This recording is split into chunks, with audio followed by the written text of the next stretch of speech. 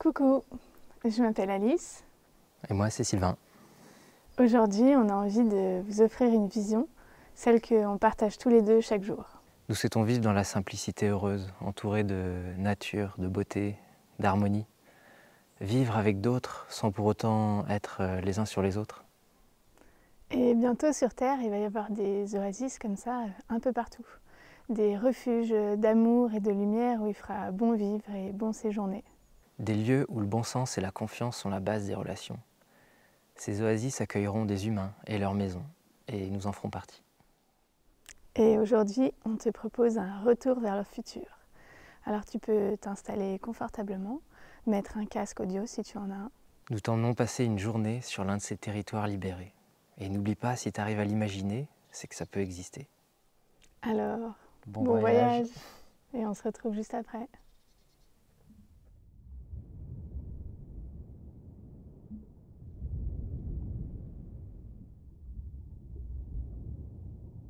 Il est 4h30 du matin. Je me réveille dans ma maison en terre. Nous l'avons construite à plusieurs et j'avais moi aussi participé au chantier des voisins. Tout est arrondi, organique. Je suis allongée sur un prolongement de la terre. Mes enfants dorment dans leur chambre carter accolée à celle-ci. Je vais rallumer le poêle. Et ce matin, pour la méditation matinale, je choisis de rejoindre la bulle zen, un peu cachée dans les sous-bois. J'aime la promenade nocturne sous la lune, quand presque tout le monde dort. Et j'aime tellement me glisser doucement sur un coussin pour retrouver les quelques matinaux venus méditer ici, les lumières tamisées, les voix étouffées. Nous sommes parfois nombreux, et d'autres jours il n'y a personne. Je reste là 1 heure, puis je sors, accompagné par 2 autres habitants. Nous nous dirigeons en silence vers la plateforme extérieure un peu plus haut sur le terrain pour la pratique physique. Ce seront les 5 Tibétains pour moi. Et une fois le corps bien réveillé, nous sommes prêts à émerger et nous saluer. Câlin du matin, tellement en joie d'être là dans cette simplicité au milieu de la nature qui s'éveille.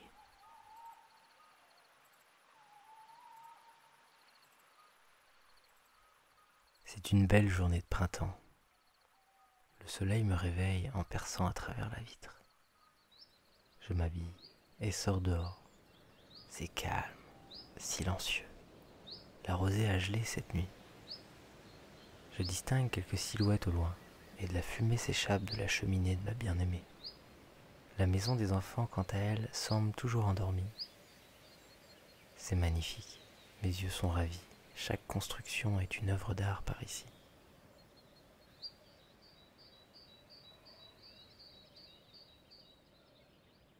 Je rejoins ma cabane pour une tisane. Je jette un œil dans la chambre des enfants. Le plus grand n'est plus là, il s'est déjà levé. Il a posé sur son lit le signe de l'auberge pour signifier où le trouver. Il s'est habillé et rendu là-haut tout seul, à travers les petits sentiers, en étant probablement passé chercher des copains au passage. Là-bas, tout est à portée de main pour qu'il se serve, entre notre placard personnel et les denrées partagées, et il y a toujours quelqu'un pour aider en cas de besoin.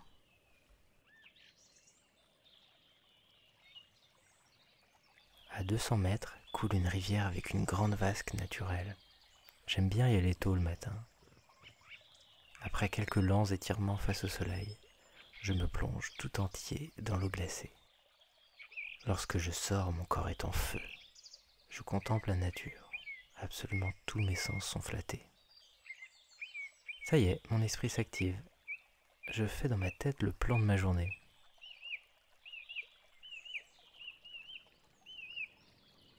Le plus jeune des garçons émerge doucement.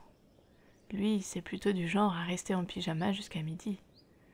Je vois arriver une copine à lui, une voisine qui s'invite pour le petit déjeuner que je leur prépare pendant qu'ils sont en train de jouer.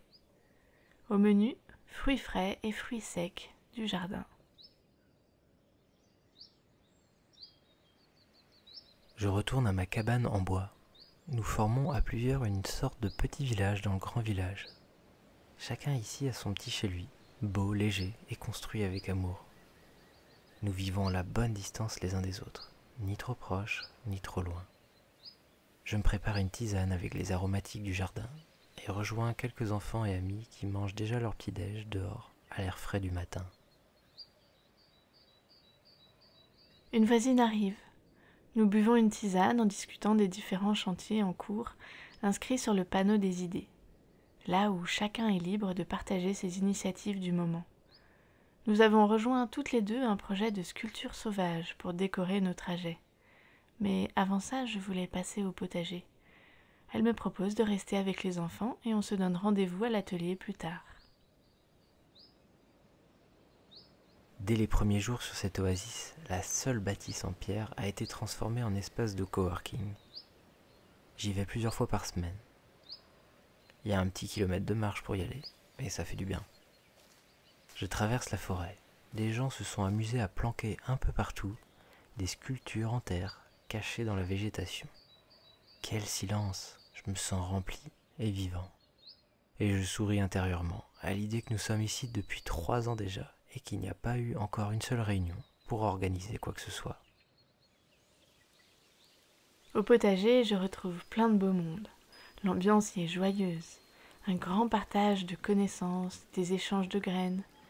Des terrasses avaient été construites il y a quelques années, avec un grand bassin et une pompe manuelle. Il n'y a pas vraiment de design. Les parcelles s'organisent au gré de la créativité de chacun, des expériences des années passées. Le jardin est plein de sculptures, de mobiles, de cristaux posés. Il y a des jardins mandalas, des rangées droites, des buts, et des parcelles collectives pour les grosses productions partagées. Et surtout, un immense verger aux multiples variétés qui régalent petits et grands et demandent très peu d'entretien.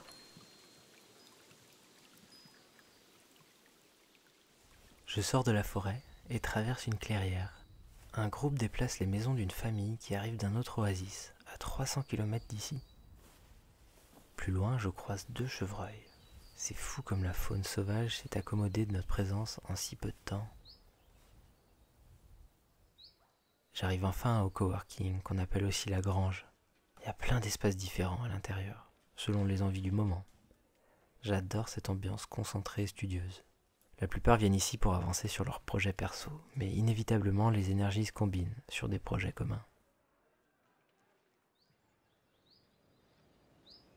Je rejoins les ateliers en choisissant le parcours dans les arbres. J'y retrouve des amis qui ajoutent encore des passerelles et des filets. Tous ces grands feuillus offrent un terrain de jeu illimité. À l'atelier, je retrouve nos créations collectives en cours. J'ai appris ici à souder à l'arc, ce qui me permet de réaliser des œuvres de grande taille en extérieur. Avant de m'y mettre, j'aide mon fils à s'installer à l'établi. Plusieurs jeunes ont décidé de se construire une cabane et le projet avance vite. Aujourd'hui à la grange, il y a ce groupe de développeurs qui s'active sur la création d'une monnaie universelle basée sur le temps, et d'une deuxième, liquide comme l'eau, qu'on ne peut pas accumuler. C'est passionnant. Une partie du village explore la vie sans argent, mais tout le monde n'est pas encore prêt apparemment. Chacun ses expériences. Personne ici ne prétend détenir la vérité. Ça fait tellement de bien. En ce moment, je m'active sur l'idée d'une maison qui se monte, se démonte et s'agrandit comme des Legos, en une journée seulement. Une amie maîtrise les logiciels 3D. Nous venons de terminer les plans d'un dôme en kit. Cet après-midi, nous allons commencer à construire le prototype pour tester. Et si ça marche, tous les plans seront publiés sur le web, en open source. Les enfants ont envie de manger. Un groupe s'en va à l'auberge où il y a toujours un repas préparé avec amour par quiconque veut bien cuisiner. Je n'ai pas encore faim, alors je laisse mon fils partir avec les autres. Je vais à l'espace de coworking pour avancer sur l'organisation d'un week-end festival avec conférences, ateliers, expositions au Grand Dôme Central, un bâtiment totem dédié aux retrouvailles et aux festivités.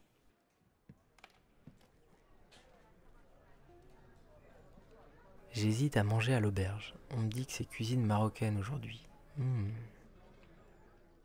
Sur le chemin, je retrouve par hasard le plus âgé des enfants. Et finalement, nous allons au marché couvert. Il y a plein de stands de produits frais et aucun vendeur présent. Je prends ce qui nous fait envie et paye en conscience le vendeur, qui a bien mieux à faire que de rester derrière son stand. Nous allons manger sur le pont de singe construit à la canopée des arbres. Le ventre plein, nous faisons une sieste avec vue sur les montagnes au loin.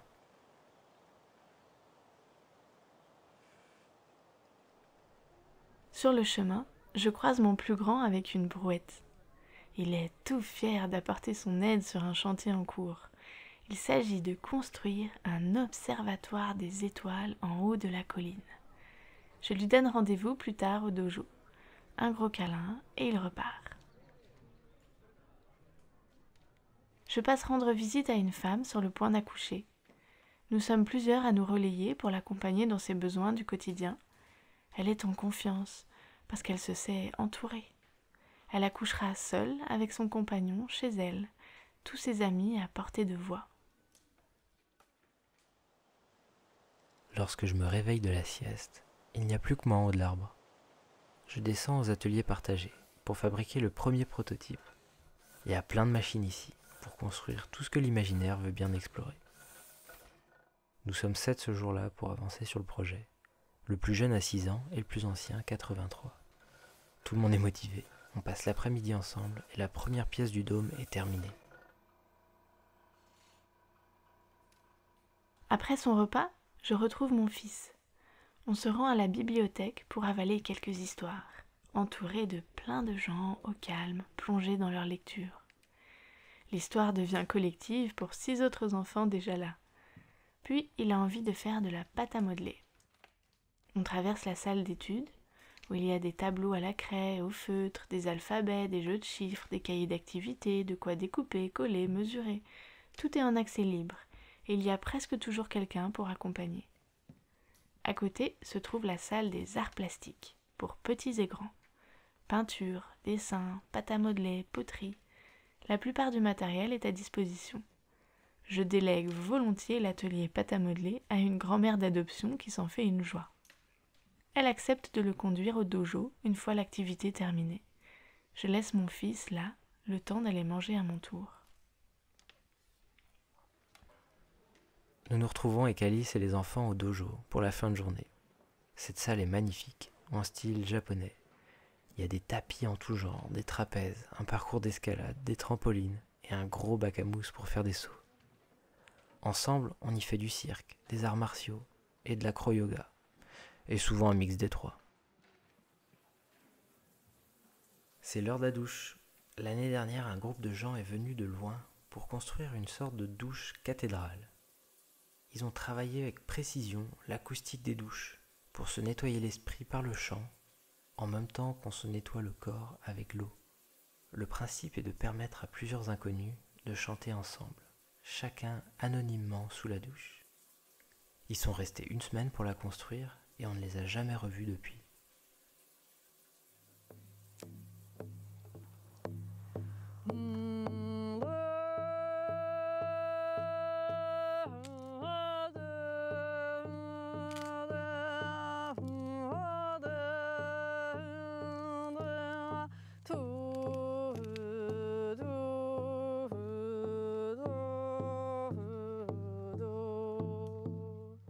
Après un repas partagé entre proches voisins, nous nous rendons en chantant au grand feu qui est allumé presque chaque soir. J'aime ce rendez-vous sous les étoiles où la journée décante. Quelques instruments sont à disposition. Ailleurs, dans la cabasique, d'autres musiciens se sont aussi réunis autour du piano.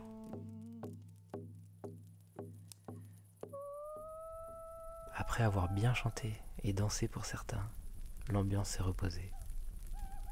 La chouette au loin, les murmures et le crépitement du feu sont une invitation à aller fermer les yeux à la maison. Nous rentrons.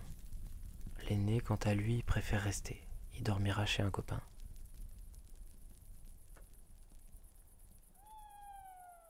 Nous avons l'honneur de faire cette belle balade nocturne, accompagnée par la lune. Ce soir, je ne dormirai pas chez moi. Je souhaite me réveiller dans les bras de ma bien-aimée. Après une histoire, mon fils s'endort dans sa chambre cabane. Avec Sylvain, Nous rêvons encore quelque temps aux dizaines de projets et d'envies sur les lieux, avant de nous endormir emplis d'une douce félicité, de cette vie si simple mais tellement riche que nous partageons chaque jour avec tous ces êtres en ce lieu de nature magnifique.